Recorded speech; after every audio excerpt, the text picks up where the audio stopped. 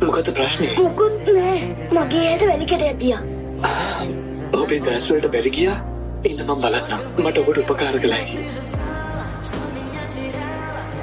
අනේ එපා මේක මට හරි ලැජ්ජාවක්.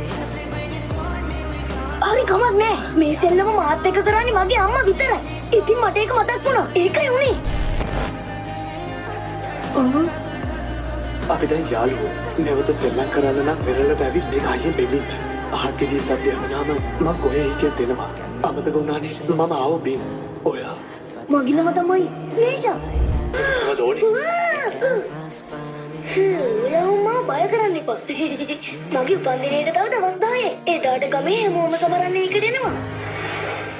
මං ඔයාට පාරක් ඇඳ ඇද්දි අතරමං වෙයි කියලා. ඔයා එදාට එනවා නේද? බලමු කියන්නේ කවුරු නාවත් කමන්නේ ඔයා